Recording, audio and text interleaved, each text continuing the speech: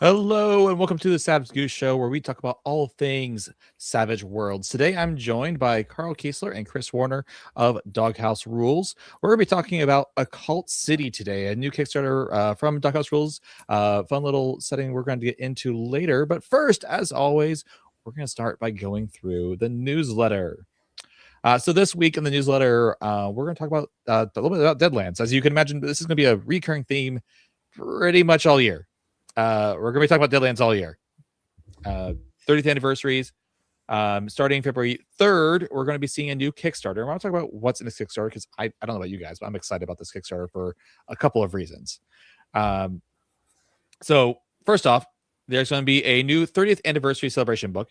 So this is going to be like a as they say here, a commemorative volume where they talk about the whole story of Deadlands. So it's going to be like just like every single like piece of details or lore and like what's happened behind the scenes, historical, everything that's gone on with Deadlands. I'm actually working on a video right now that goes into some of that. But I imagine this is going to be a much more in-depth volume of like how Deadlands has evolved over the years. Yeah, so that's pretty exciting.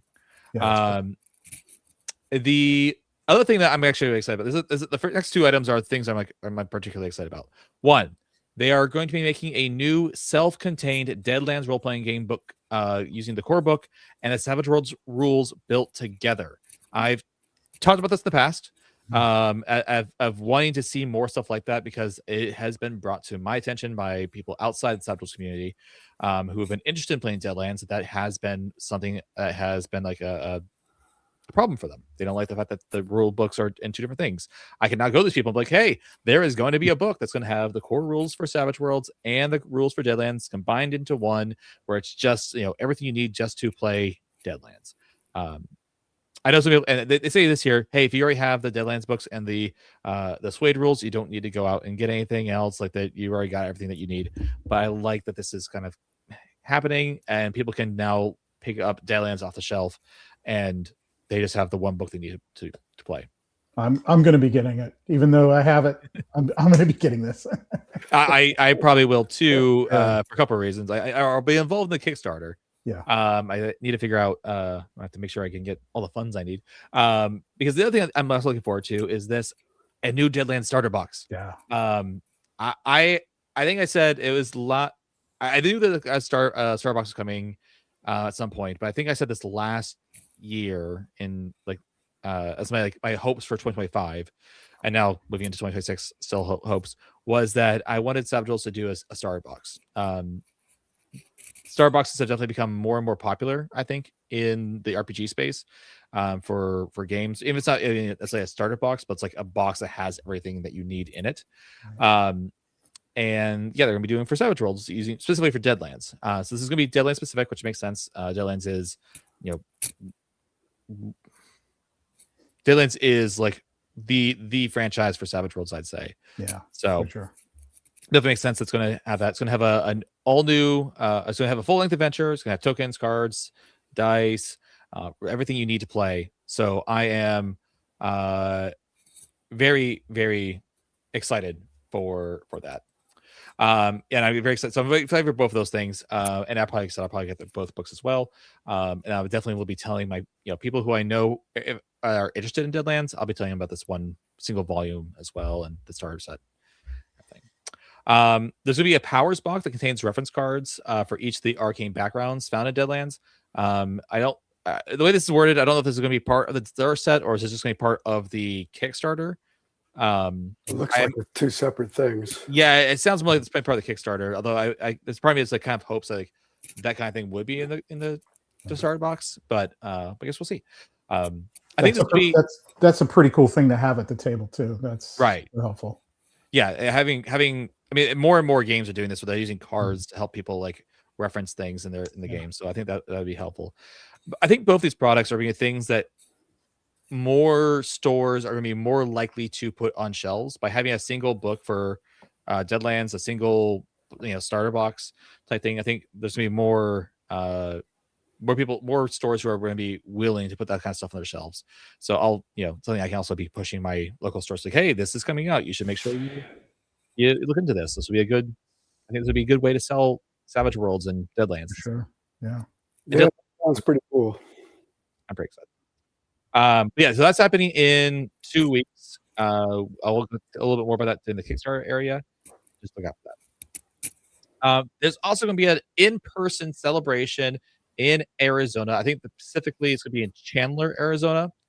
This is going to happen from October 8th to 11th. And it's going to be turning 30 years old. It's going to be 30th anniversary celebration, and everyone's invited. You get there. So I'm going to see what I can do. I'm not making any promises, but I will try. I'll try. Same here. Yeah, so you can play in Deadlands with some legendary game marshals. Are there you guys running some games for this? This is the first time I heard of it. So Yeah, same here. When I saw the newsletter, very excited for it. Yeah. So come dressed in Weird West garb and get some pictures, get some special prizes. A whole bunch of fun. I went to the Deadwood one that they had years ago. It was fantastic. It was so much fun. So if it's anything like that, it should be pretty cool. Because not only did we game, but we did sightseeing. So we did. We went out and explored a mine. We saw the Bullock Hotel. Was that in Arizona as well, or is it? No, that was in Deadwood, Montana. South Dakota. South Dakota. Okay. South Dakota. Yeah, it was fantastic. Well, let's hope. Yeah. Fast, Furious, and Fun February is coming for the Creator Jam. So if you are a creator or you're trying to get into creating content for Savage Worlds, usually through the Savage Worlds Adventurers Guild, this is your chance to kind of join a bunch of other creators who are going to also be making products. This year's theme is Can You Hear Me Now? So giving voices to disenfranchised groups, whatever that means to you.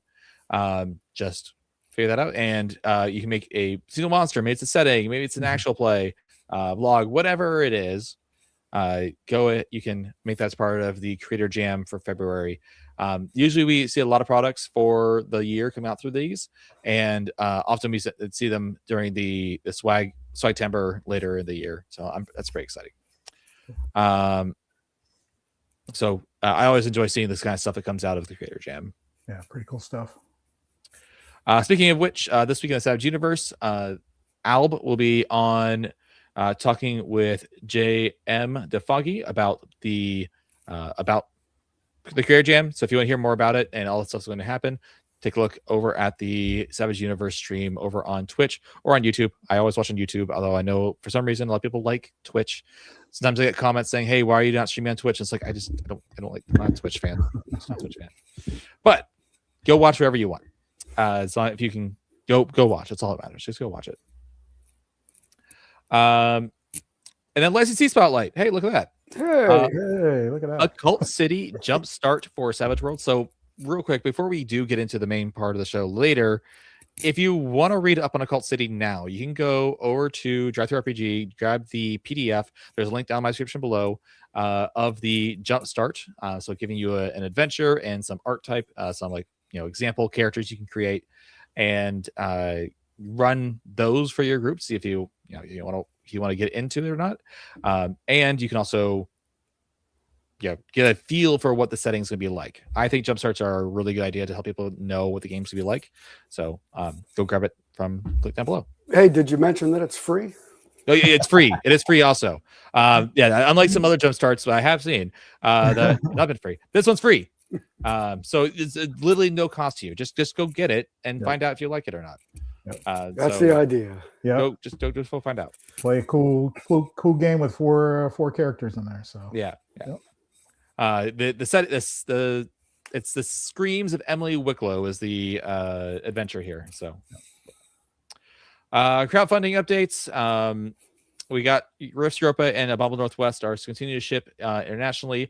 Deadlands Lost Colony is beginning shipping. I got my FedEx, my little notification from FedEx saying, "Hey, this package shipped." So it's only in a matter of days until I get all my Deadlands Lost Colony stuff, and I get to do a little unboxing video or something. Additionally, Doomguard file files are delivered. Pledge Manager is open for your pre-orders, so check that out. Same for Dark Ages as well. And Pathfinder Carrying Crown, the only update we have right now is that feedback is closed. So no more feedback. Oh, John, Doom, you got yours already? Oh, there you go. Well, this is what It's nice to be he first, already right? has the core stuff. I'm getting like everything in this one. I didn't have any of the other stuff for Lost Colony yet. So, well, anyways, moving on. So let me get back to where is it? Here it is. So next thing is new products. There's a few new products that jumped out. The first one here, sure, this tab, here we go. This one's called Gods of Titan from Aryan Games. And I just realized I think I may have missed. This is from a person who does do Savage Worlds stuff, but I actually realizing that this is not Savage Worlds. So it's a unique setting. But this Aryan Games has done stuff for Savage Worlds in the past, so I always take a look at their fun stuff. Cool. This one here, you should know. Hey, look. Hey, it's a Jumpstart. Go get it. It's Looks free. nice. See? It's free. Did we mention that yet? Yeah, we mentioned it again. It's free. Go take a look at it. A nice, solid 23-page PDF with all this beautiful artwork. Look how pretty that is. I'm also a big fan of purple, so that. Me too. That's that was Chris. Color. Yeah. I added it in for Chris. That purple is just like, it feels like very neon to me, which is not. But I like it a lot. All right, so yeah, take a look at that. I can't review it yet because I just got it. Okay. And then instead. There was one person today who posted the first comment on first there, comment. so, Awesome. yeah. Was it asking for a per-on-demand version? No. The person said, "Shut up and take my money now." I thought that was hilarious. I feel like so many products I see come through. Like the first thing, like the first comment is always POD. This one is Derelict Frontier. The vibe I'm getting from this is aliens. Yeah. So if you're looking for that kind of thing, I think this might be the kind of thing that you're looking for. But I don't know much about it. It is sci-fi, survival horror, post-war decay, cosmic mystery. That to me sounds very aliens-esque. So if you're looking for an aliens-like game, maybe take a look at this. See if this might fit your bill. And it looks interesting. And then lastly, this one's from the lovely swag community. So this is a Adventurers Guild product. So here we go, community product. Marith, a fantasy setting for Savage Worlds. So just a 121 page, which I think is quite a big product in my mind for a community product. And this is just a fantasy setting that if you find that you read through this, you say, hey, this looks like really fun, go check it out. It's only $5 for the PDF. You get a nice large piece of a lot of content here. So take a look at that. All right. Then I have to get back to our. There it is. All right, Kickstarters. There's a lot of them, but not as many in the past, but there's still a few. And the saying "I'm going to be so broke" is still true. It hasn't changed. Even though we had a slight lull, it hasn't changed. Right there. Currently going on is Starbeards, ending on Friday, February 14th. This is from our friends over at Fitting Goat Games.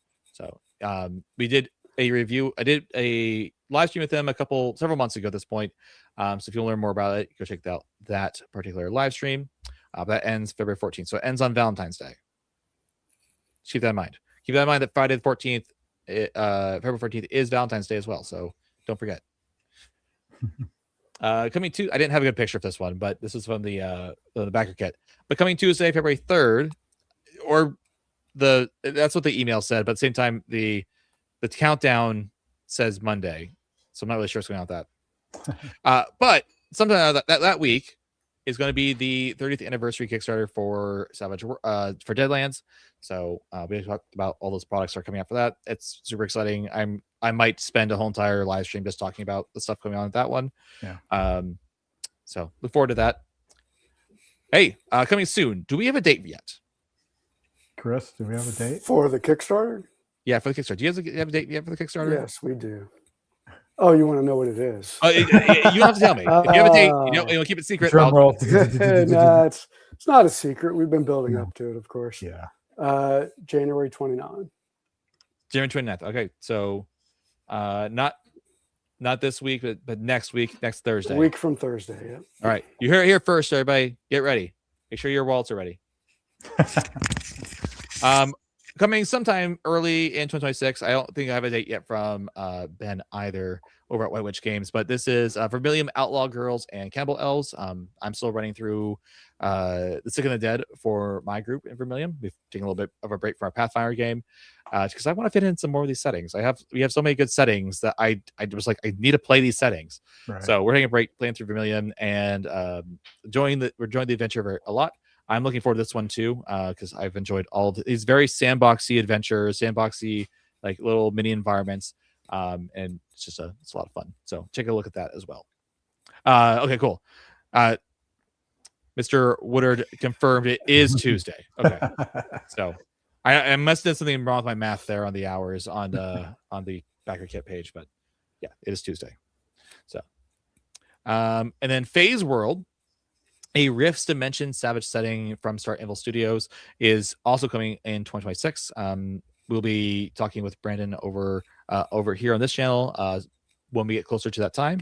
So look forward to that. Phase World is as it said, a Rifts Dimension Savage setting. So it is part of the larger Rifts world, but it's not particularly involved with the Rifts as it is shown in Pinnacle's products currently. So it's like something like other aspect of Rifts. So look forward to that coming up.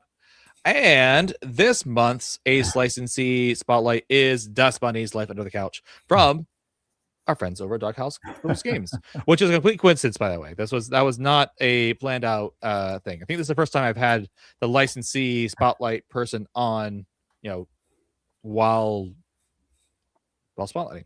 But I figure instead of me talking about Dust Bunnies, I'm gonna give each Carl and Chris a quick chance to talk about something that they like about Dust Bunnies.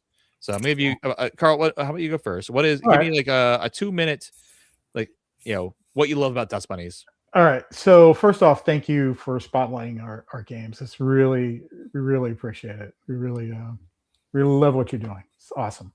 So Dust Bunnies, I love the game. So it's really fun to play because you don't have to rely on like normal games that we play. We want to fight things, we want to punch things in the face, we want to shoot them, whatever it is. We want to do harm to somebody or something. That's not this game. This game, you got to think outside of the box. You got to figure out ways to out trick your opponent, whatever it may be, whatever the situation may be. You're not going to get it through with fisticuffs. At least not most of the Dust Bunnies are. The vast majority of them, you've got to do tricks, basically. Trickses. Is that what we call them, Chris? Trickses? Yep. Trickses, yep. To get out of your situation, whatever it may be. So just from that point on, I mean, that to me, it's exactly, yeah. It is way different than most games we play. So, and it's great for kids too. It doesn't, not that there's anything wrong with those games where you fight stuff, but this is just a little different. We'll talk about games where you fight stuff soon. Exactly.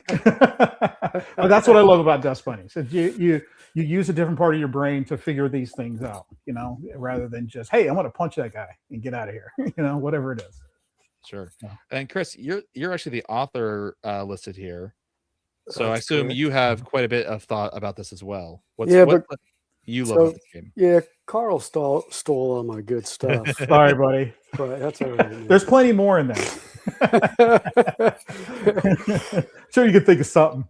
No, I mean, Carl did sum it up, though. I mean, that's a joke, but in reality, I mean, the whole idea was a different kind of role-playing game, a kind of role-playing game where you still get to adopt a character, but the character you're playing is not focused on fighting. The character you're playing is focused on like what we call trickses. Dust Bunnies are mischievous, and mischief is a core skill in the game that we added. That's one of the things I like about it. So, you know, you're encouraged to use that skill and create mischief. And Dust Bunnies create mischief in many different ways. I love the cover image. That's Manuel. He's done a lot of artwork with us, Sidewinder as well. And oh, he did Sidewinder too. Yes, that's the same artist. Same artist. Okay. Yeah. That's cool. And you know, there's an adventure in the core book, starting adventure, and you know, this is sort of a scene from it. There's also Novice Adventures, a book that we have out too, which has 3 adventures in it, and the penny is a big part of that. Again, one of the things I love about it is the art. We had a lot of fun designing characters and having Manuel draw the art, and you know, I love the perspective on this, and you can see the vacuum. You know, they're trying to get away with a penny. That's one of the things that Dust Bunnies do. They like to collect baubles. And that could be anything from, you know, a little bead they find to a penny, which would be pretty large compared to them, and so forth. And you know, Dust Bunnies don't really have eyes. They don't really have hands, but they're malleable, and they mimic humans when they do stuff like that. So those are the things that I like about it. Mostly that it's a different approach, as Carl said. And there is quite a few. I have the main book here, but there is quite a few other digital products on Jet 3 RPG. So if you are interested in like a little funner game that you can be, you know, maybe play with your kids or something like, or just want to, they said like play something different, maybe don't want to fight things, then just try something different for a little bit. Check that out. Plenty of resources. You have the book itself, and then plenty of other resources as well out there on Jet 3 RPG. And that's mainly where I know to get stuff. Just out of quick, by the way, that was our first Kickstarter. 4 years ago, something like that. Yeah, I think so. Yeah. Okay, so like right before I started actually like doing this stuff. Yeah, successfully funded. So that was great, and good project. Yeah. Well, yeah. So Dust Bunnies, take a look, check that out. This month's Ace licensee spotlight. Now let's get on to the main attraction here. Let's talk about Occult City. It's described as a pulp superhero horror RPG for Savage World. So let me go ahead and actually I'm gonna remove this so we can all see everyone else here. Okay, so we're here today to talk about Occult City. And there's a Kickstarter, and we're gonna talk about the setting, we're talking about the book, what's gonna be in it. Let's just start with the elevator pitch. So meaning a couple sentence description of what it is that you would use to try to get someone hooked and interested in playing this game. Who wants to go first? I'll go. So elevator pitch. It is a 1930s superhero horror action game, pretty much. You can play monsters if you want to.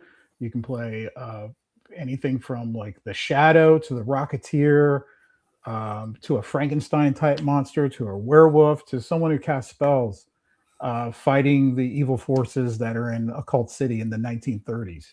So gangsters with magic are really like your bad guys. That's how it started, and we kind of kept that going through the game. Gangsters with magic and Tommy guns. Yes, and Tommy guns. I use a lot of Tommy gun guys in my games. Yes. Chris, is there anything you would add to that elevator pitch? I think Carl covered that pretty well. I mean, one of the things that I like about it, and I played in an early play test that our writer David Anderson ran for local group, so I got to play in it while it was still being developed. I created a character called the Garbage Man. So he is a pulp street level superhero with really no magical powers, but using the superpowers companion, was able to design a character that I liked, that fit in really well with the group, and I had a lot of fun playing that. So that would be part of my pitch. I ran a character, and I loved it. Let's start by talking about the setting. Okay. To make sure people really get it. Also, we said superheroes, we said horror. Right. Let's start with, and also 1930s. You also mentioned right. That. That's actually a really important part. Before the show started, actually before Chris joined, I was telling Carl that I mentioned to my play group and said, hey, I know we don't usually do superheroes, but this is like a superhero cult thing. And I think this sounds like something that we might be up our alley. And the response I got from the one player was like, oh man, I don't really care for superheroes or really horror because modern technology kind of ruins it. I was like, oh, well, hey, good news. It takes place in the 1930s. Right. At which point he's like, oh, that's actually great. Because that solves all the problems that he was worried about in running a game. And it also just adds to this like the noir aesthetic, the little bit more creepy, darker tones and vibes and everything. So yeah, like you said, 1930s. It's a superhero. What is it? When someone says superhero horror, what does that mean to you? Good question. I mean, I would answer that in part. Some of the stuff that David talks about in the intro. It's the word noir. So if you think about the tone being dark, the city, there's a conceptual underlying theme or event called the nightmare, and the nightmare is what happens, and the city is basically infiltrated by supernatural. Carl can change the words if I'm missing. No, that's good. Yeah. And so the horror part of it is dark, and there's monsters and such that are pretty horrifying that come from the nightmare. Right. As the vigilante heroes in the game that you're playing, you're combating the forces of that nightmare. And then, even the superheroes or the vigilantes is the right word to use. The vigilantes are touched by the nightmare as well. That might be where they got their magic powers. That might be where, like my garbage man, he got the superpowers. We're all the heroes are touched by it some way. And even if you don't think about magic, it's still it's dark, right? The garbage man, he wanted to clean up the city because city's in bad shape. So if you think about that would be a word that I would add to think about what's going on in horror. There's a darkness in the city, and everybody's afraid of it. Everybody, lives in its shadow. To expound on that. So what Chris was saying, there is an event that happened in New Year's Eve, 1899, New Year's Eve. A rift opened up in the middle of the city. They call it the Nightmare now because it's 30 years later, and that rift, that hell on earth, is still there in the middle of the city. And it has corrupted a lot of gangsters use it against, for their nefarious doings on the city. A lot of bad influences, bad forces in the city have ganged together, and they use this nightmare to fuel their magic powers, to fuel their rituals. And you play the heroes trying to stop those bad guys from doing that bad stuff. And sometimes you might be a product of the nightmare. Like we made up iconic characters for this game. One of them's called she's named Lycanthra, and she's a werewolf. But she uses her werewolf powers to fight against the bad guys. Kind of like someone said in the chat, Mental Maniac says, sounds like Hellboy. Exactly like Hellboy. That was one of my I love Hellboy. I have pretty much all the comics, BPRD, Hellboy, the movies. Great inspiration for Occult City, except in the 30s. In the 1930s. Yeah. So. Yeah. So does that help with your question about what's the horror element? Are we? Oh, yeah. I think so. Okay. There's one of those questions I think I already knew the answer to, but gotta expand it for everyone. Never ask a question you don't know the answer to. Well, I'm gonna ask a question I don't know the answer to right now. And that you talked about the nightmare. And that if you guys want to hear more about the nightmare, you can read brief. It's mentioned briefly in the Jumpstart. Right. Is the nightmare something that's known by the public? Yes, like just everybody. It is in the city. The city has corned it off. You're not allowed to go there. It's deadly to go there. It's deadly to go there. They can't turn it off. It's in the middle of the city, basically. Okay. It's basically you're not allowed to go there. And people that go there, they don't come back. And so So the bad guys obviously are messing with it and trying to do what they can to get power from it, and do their evil deeds around the city. And you just gotta fight every day, fight the good fight, and try to stop them. So, and take back the city. That's sort of take back the city. Exactly. Take back our city from the nightmare. Right. And the hooligans who are abusing it. So someone in the chat said, "Are there any public domain characters officially in Occult City?" No, there are no public domain characters. We made up our own, basically. These are all, and like Carl said, they're inspired by definitely many inspired. things that we like. Yeah, but the Blue Eagle, he's definitely inspired by the Rocketeer. I mean, it's hard to get around that stuff. And Mr. Stitch, who is a patchwork man, definitely inspired by probably Solomon Grundy or Frankenstein's monster. Definitely. But, by the way, those characters are in that Jumpstart. Yes. Did we mention it's free? It's free. You didn't hear it before. To make sure it's clear, it's free. No cost to you. Link down below in the description. So you can see those example characters and get a feel for that. Right. So, yeah, we have what, the Black Hat, Mr. Stitch, Lycanthra, and Grizel. And Blue Eagle. Oh no.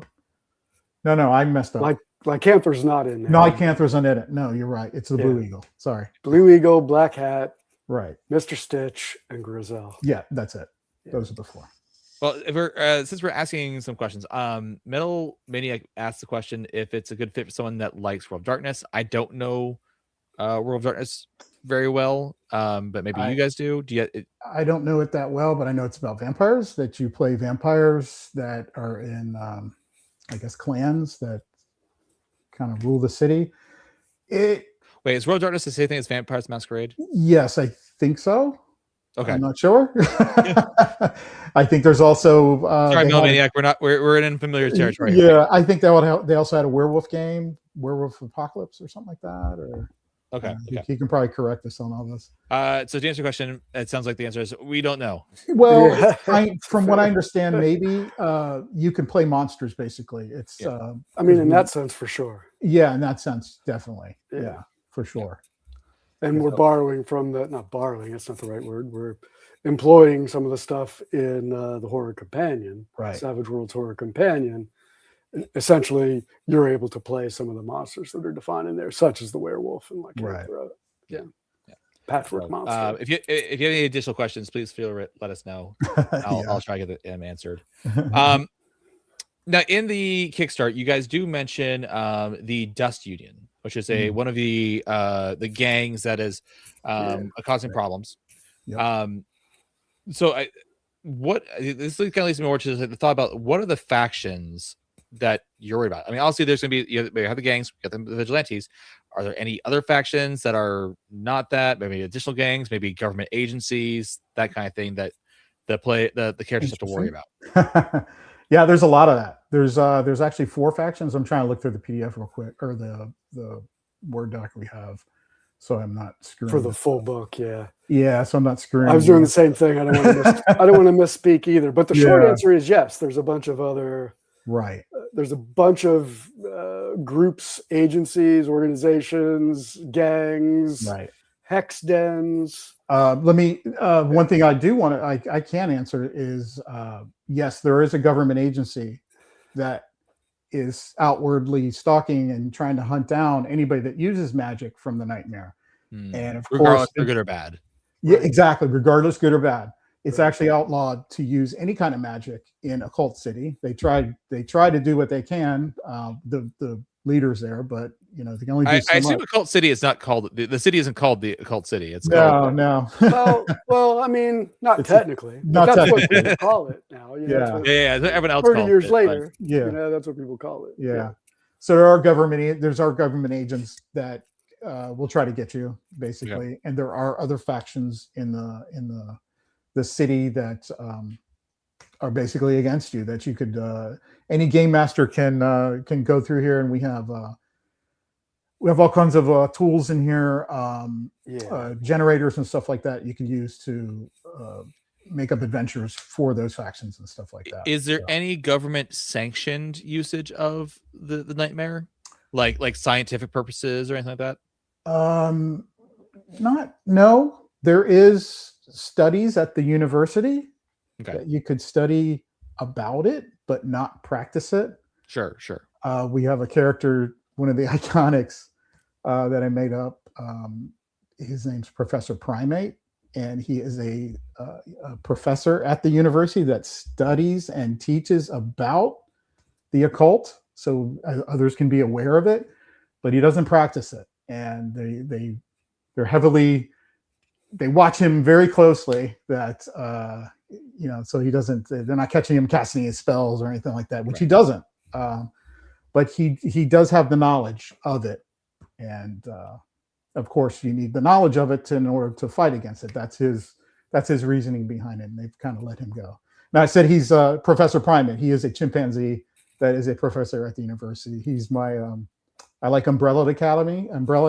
So that's my Pogo from Umbrella Academy. Again, inspired by. Inspired, yeah. Not exactly the same, but I'd like to add a little something to that, if you don't mind, Goose. Go for it. In the core book, David's done a really good job of fleshing out a lot of the stuff about the city. Mm-hmm. There's a couple of different sections. So there's a primary section called Making Vigilantes, and that's tells you how to design the characters we've been talking about. Mm-hmm. Then there's the Sacred and Profane Places of Occult City. This is a guide for players and the GM to explore the district's highlights, and we talk about the various districts and what goes on in them. So the GM has a lot of information. That's one of the things we talk about. Information is very important in Occult City, and the GM has deep pockets, is how we like to think about it. There's another section called Running Occult City. This is for the GM, but it brings the setting to life. It includes the setting rules, things like pulp action movement, which is in the Jumpstart as well, and other things. Fire burns everything is a nice one. Then there's another section called Secrets of Occult City. More stuff for the GM to dig into the darkest corners of the city. And then there's the Savage Tales. This includes the plot point campaign that's in there, and other Savage Tales that you can weave into that plot point campaign or play separately if you like. And then the last part is the Citizens and Denizens, where we have bestiary with horrible creatures, regular people like the police lieutenant, etc. So that core book really covers a lot of stuff besides just making a character. Yeah. So one of the things I really like to see is like the setting rules, and I know from the PDF, the Jumpstart, there is quite a few setting rules you guys are using. And there's a few that you're adding in yourselves. I was reading through the pulp action movement. Yeah.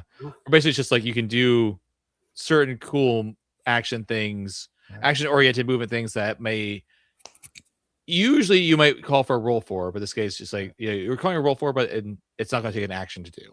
Right. Exactly. Yeah. So adding more action. You're still making a roll, but you're saying, I want to swing from that scaffolding and launch myself into the second story window, and then attack. So we're considering we're making a roll. So make an athletics roll to do that, but that's part of the pulp action movement. That's all one thing, and then you would still have your action to attack afterwards. Yeah, like Black Cat has a grappling hook. He uses that a lot. And Professor Primate, he's a chimpanzee. So when I played him in the playtests, I was always swinging around and doing all kinds of chimpanzee stuff. So in the lore, the monster, I'm going to call him monster, but the monster vigilantes are not being hunted down by the government agencies, just the ones that are casting magic? No, everybody, monsters are being hunted down. If you're a monster, then you're part of the nightmare. The chimpanzee professor is not. No, they somehow he's much more smarter than them. I guess I don't know. Okay, just making sure I understand. That's all. Yeah, he has a get out of jail free card. I mean, he's a monkey. He's a chimpanzee. He's not a werewolf or a vampire or something like that. So he's something more natural that they can like pinpoint and say, gotcha. Okay. Got it. We'll give you a pass, buddy. All right. John Doom says, are there any characters that you find yourself on the opposing side of, you know that you're in the wrong, i.e. Ben Grimm, as an example? The opposing side of, I don't understand the question. Like if you're facing off against that character, you know that you're probably doing the wrong thing, not them. I mean, I would say that's sort of a core element, the way I feel about it. I mean, who's right and who's wrong? Right. That's the moral dilemma, isn't it? Yeah. Well, can I follow up on that? Is there any evil monsters or anti-hero monsters? Or could you play them? Maybe could you play an evil monster? Oh, can you play? That's a different question. I don't know which way they're asking. Let's answer both. I mean, there's plenty of evil monsters. Oh yeah. We've got a whole bestiary full of stuff, big baddies and nasty stuff. Can you play an anti-hero monster? I don't see why not. You know, the idea is that you're a vigilante who's trying to take back the city, but what your character is and how you go about things and what your worldview is up to you as the character. Right. Do you agree with that, Carl? Yeah, pretty much. I mean, it depends on you and your GM, but yeah, right. That's this, what I mean. The core of this is basically your heroes trying to save the city. That's the core that we wrote. But you might be an anti-hero trying to save the city. That's a perfectly valid way to build a character, in my opinion. For sure. Yeah. All right, so we've got that question. I think we've kind of covered lore. There's probably more lore out there that you guys are, but I think you got a good covering for that without spoiling things for the adventures. Let's get into it. And Chris, you kind of wanted to start going into this already about like what's in the book. Also stuff to make characters. Is there any new edges and or hindrances that you guys are adding with this book? Yes. So in the Jumpstart, we don't talk about them specifically, but you will see some of them in the character descriptions and in the character cards. It tells you what those things do. So if you see an edge you've never heard of, that's a new edge, and and we have the summary there so you can play the Jumpstart. Sure. In the core book, we get into more detail about those. Yeah, I don't know the number. Do you know the number offhand? I was just about to try to count. I don't remember. I think hindrances, maybe there's like maybe 4 or 5. I was going to say 3 or 4 hindrances. Yeah. And a number of edges. Yeah, there's a number of new edges. Yeah, because the way David has this designed, and quite well designed, I think, is if you, depending on which of the 3 arcane backgrounds that you start your character with, you have different options for new edges that go along with them, similar to like you would see in the Horror Companion, where the werewolf has certain edges that a werewolf can take if you play that character. And so that's very similar in our game, and we're using stuff from the Horror Companion, so we're building on that. So adding to it, I think is accurate. You said there's 3 arcane backgrounds. Does that mean like everyone takes an arcane background? Like that's the idea. There's 3 arcane backgrounds that are basis of making your character. Okay. Okay, cool. So like even though it's called arcane background, but it might still be just like in therapy as like. Well, we can talk about that a little bit. Yeah, sure. So I'm looking at. I wanted to misspeak either because. Yeah, because it's been through many iterations, and we have a full draft now. It's not like we don't have it written, a full draft, but we're still, working on the. We've been playtesting this for about a year now, with 2 groups. So, 2 groups and some one shots. So. Yes, I ran this at conventions last year, so it was a good time there. So there's 3. There's masked vigilante. Yes. Okay, a dark avenger. The garbage man I mentioned, my character, is a masked vigilante. When you create a masked vigilante, you're using the superpowers companion to create a power level 1 vigilante with 15 power points and a power limit of 5. The arcane background of magic is somebody who's delving into those arcane arts that we talked about that are being spewed from or engendered by the nightmare. So your knowledge of magic grants you powers, and essentially what you're doing there is you're choosing an arcane background from the Horror Companion, plus the additional abilities that we have added to those in Occult City. To kind of balance them out somewhat, Right. Essentially, these 3 ABs have, a very similar, not precise, but a very similar power, based on how they're built and what you get with each one. Right. Okay. And the last one is arcane background monster. And so we talked about that a little bit already, right? You're a monster. This also, leverages stuff from the horror companion, like we talked about, the werewolf lycanthro or the patchwork monster. Right. So I think this is going to kind of lead into the next question. And Venkel asked the question, and I'm going to ask it a little bit more fully. For this, do you need to have both the superpowers companion and the horror companion? Yes. Yes. In addition to the core rules. Yes. Yes. I mean, we are consciously combining those rules to make a setting. Yeah. So we're making a setting that's going to help you basically play with those 3 books to, come up with a cool game. And it's worked for us. I mean, like I said, we've been playing gangbusters with it. It's been great. Yeah. So I mean, the short version is somebody needs the books. The GM needs that book, right? One person. The player doesn't necessarily need to have all 3. No. Sure. No. Sure. My players definitely didn't all have the books. So. Right. Okay, cool. So you do need you will need the core rulebook, superpowers companion, and the horror companion to play. Right. Sorry, I was trying to think. I had an additional question here. I'm curious. Do you think that's an issue? We think that's a positive. It depends on who you're targeting. I'll say. Yeah. Mm-hmm. I think for the core set, for us Savage Worlds fans, no, because we pretty much all have them already, right? Mm-hmm. For those who are like diehard Savage Worlds fans, I think it could be a problem for people who are outside of Savage Worlds community, and they go, "Oh, hey, look at this game. This looks really fun. Oh, I need 3 other books to play." Yeah, that's where I'm. But I think for the core fans of us who love Savage Worlds, and are like really invested in Savage Worlds, no, because I mean, I have. You can see all the stuff I have. Yeah. That's how we feel about it. Like I said, we feel like it's a positive. We're taking cool stuff from those various books. Yeah. I'll say that's a whole different discussion about business practices and stuff that I can get into. I'm not going to get into right now. Yeah.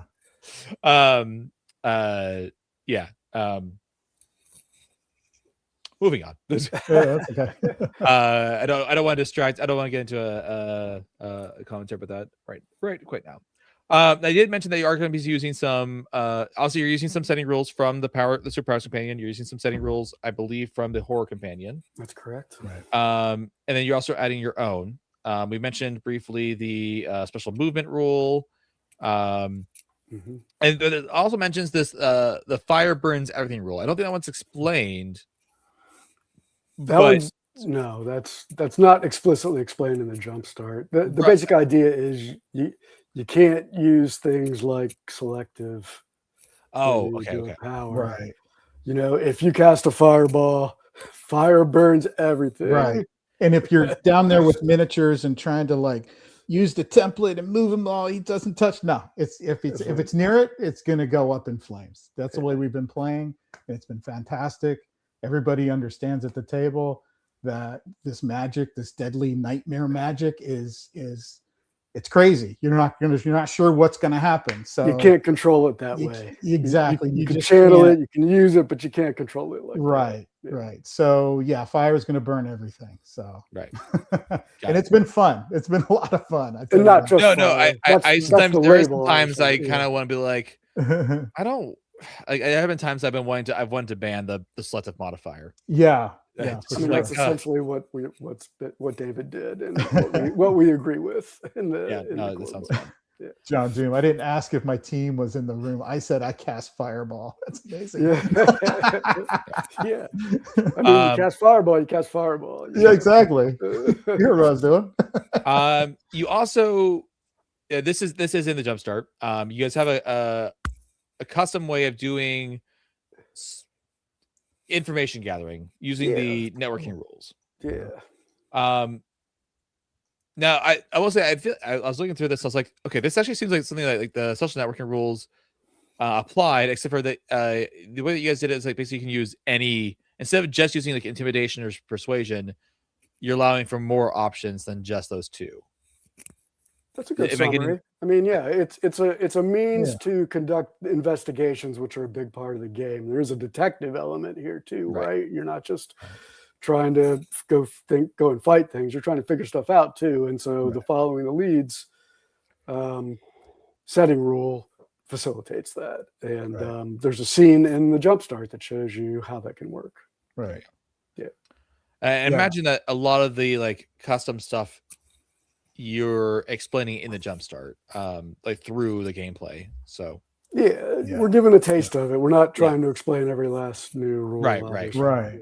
Yeah, like for instance, in the Jumpstart, some people might want to go out and use persuasion and try to talk to people on the streets, or some people might use intimidation, but others might want to go and study in the library and see if there's any research that they could do and things like that. So sure.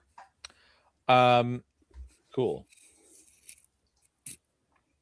Sorry, pulling up. So we're doing. So that's some of the things that we can expect to see. There's going to be a plot point campaign. Yes. Involve the book. What are you looking at for page count? Do you have any approximations for that? I know you guys said you have a draft, but no art. And once Carl gets all that layout done, it's going to be a lot different. Yeah. I'm not sure about page count.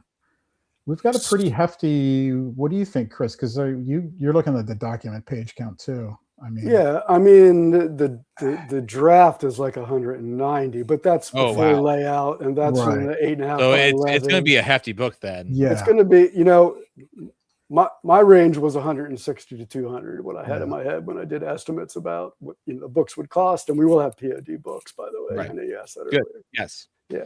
So if you didn't have a POD of that cover, I'd be a little upset. No, there will definitely be a POD of that. Yeah, our writer David Anderson did a great job. It's going to be thick. So yeah, I mean, we may end up cutting some stuff that's in here. We may add stuff, so it's hard to say right now. Of course. And again, we do have. You mentioned the art. That's important because the whole reason we're doing the Kickstarter is to raise the money for the art we want to do. We have a good artist, and we've commissioned some of that work already. You'll see it in the Jumpstart, and you'll see it in the Kickstarter. But it truly the goal we've set, and I'm not going to mention the number right now, but the goal we've set is specifically to pay for artwork. Yeah, we've already done the rest, and so once we get that artwork, and Carl does the layout, then we'll find out exactly the page count. But I still feel like my range is probably pretty close. I think you're pretty close too. Yeah. So, for obviously the Kickstarter hasn't started yet, so I don't have like any insight into what we can see there. But you said there's going to be a POD option. And do you guys plan on doing stretch goals or no? I know some people like them, some people don't. Yeah. I say stretch goals. Yeah. Yeah. We have a couple of reward tiers, and we have some stretch goals. Yeah. And there is going to be is it reward tiers? Stretch goals, cool. Awesome. There's 5 reward tiers, I believe. And it's not just the book we have. We can mention some of the stuff. We've got action deck that we're making, custom action deck. And I'm personally making some maps, some location maps. 2 of them are in the Jumpstart. Right. 2 of them are in the Jumpstart. There's your answer, Benkel. There is going to be a map. Oh yeah, and there's going to be a city map. That's one of the rewards too. A city map, yes. We asked Becca Bragg. She runs musical rogue maps. I met her at ChupacabraCon.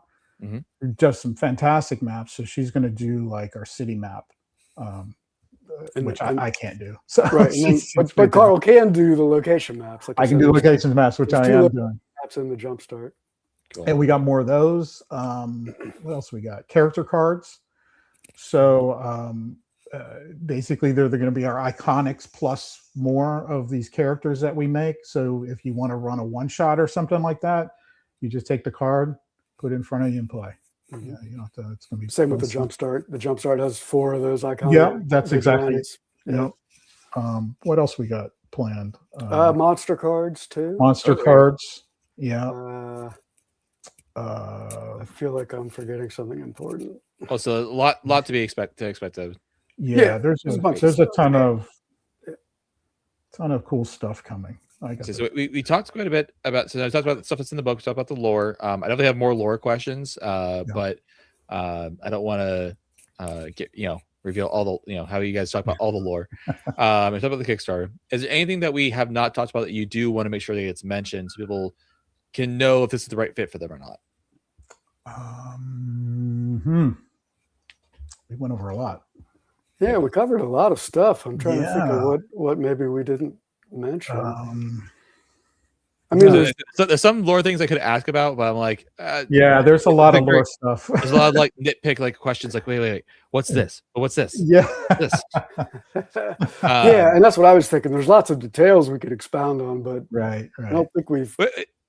Well, here's one thing maybe we can expand on a little bit more on the lore. We talked about the nightmare being like a rift in the city and everything, and that the rift, this nightmare gives people power. But how does it do that? I think that you talked a little bit like some sort of like gases and stuff in the book or in the Jumpstart, but like what actually is the nightmare? Like what is it? Or is that giving way too much? I don't know. I don't know if we want to say too much, but Carl answer that one. Yeah, I don't know much I could say, but yeah, it's just an event that happened, and there's a bunch of hell on earth right in the middle of your city. Okay, I mean, that is a good way to think about it. Yeah, I'll leave it at that. And you basically there's bad stuff in there that you gotta deal with. I don't want to say too much. Leave some understood. Leave some mystery for the book. All right. Well, I think we've answered all the questions in the chat, either through directly or indirectly.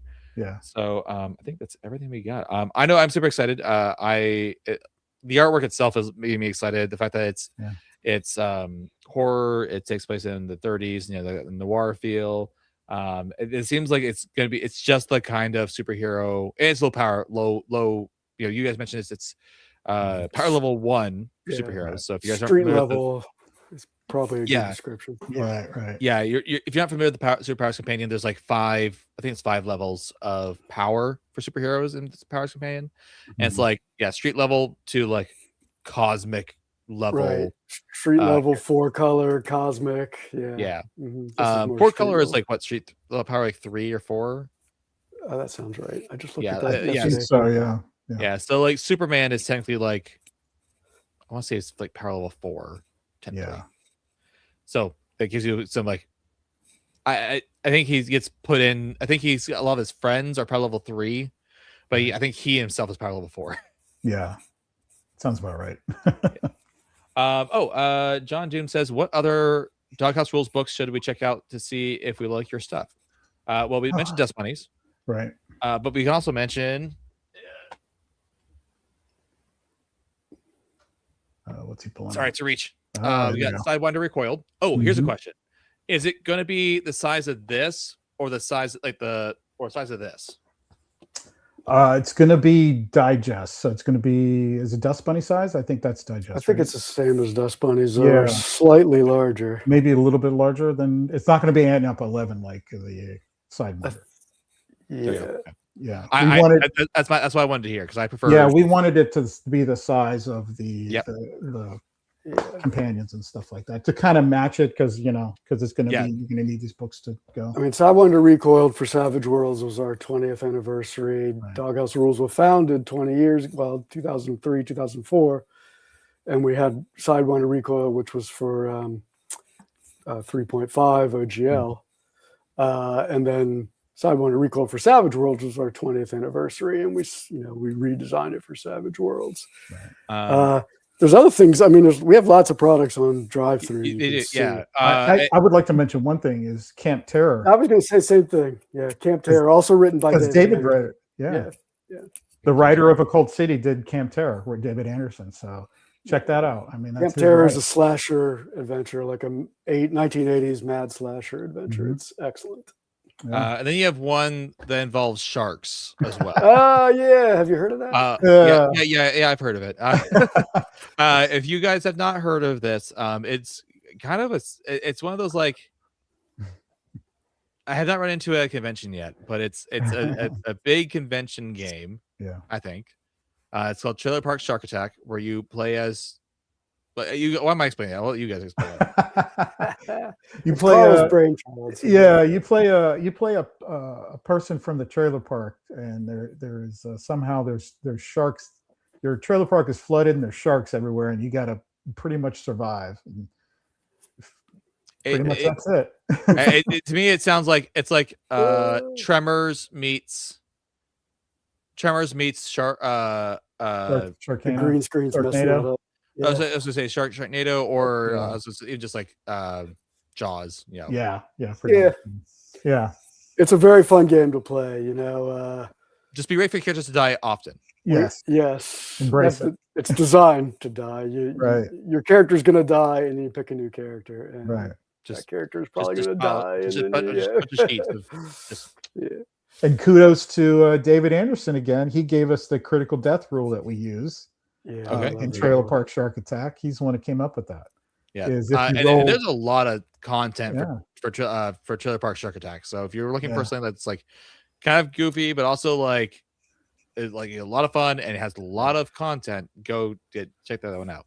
Yeah, the main book has 3 adventures with 20 something characters because there's all kinds of packs we made, character packs, and then we have Sharkano is another adventure standalone, and Cocaine Shark is the one that just came out.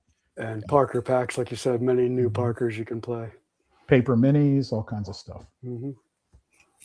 There you go. So, yeah. All right. Vinkel asks, is it going to be soft cover or hardcover for the Prime Demand? Or are you going to offer both? Both. We're going to offer both. Yep. Same thing we did with Sidewinder. You get both. Yep. See, I always get the premium hardcover, so I wouldn't know. It's funny. I prefer the paperbacks myself. I don't know. There's just something. It's something that feels good about this. Like, and Oh, I'm not knocking it. I'm just saying Yeah. my personal preference, and that's probably part of the reason we offer both. Yeah. I like the hardcovers when I run games. It's easier to yeah, it's something about it for and me. stuff like that. Great. Well, I appreciate you guys taking the time to jump on. If I assume you guys are going to be on Savage Universe at some point. I don't know. Okay, reach out to JM. And Yeah. So this way that everyone here who didn't get their question answered can ask their question there. Because usually that's what happens. Usually what I end up usually it's like I'll have like someone on, and then that same week, later in the week, JM will have them on Savage Universe. So, okay. so I assume reach out to JM. Love you guys. Okay. And so if you guys are interested in this, take a look at the link down below to the Kickstarter to make sure you can get notified on launch. Give it a couple later next week. It'll be available. So look forward to that. But thank you all, and I appreciate you taking your time. And until next time, everybody, stay savage.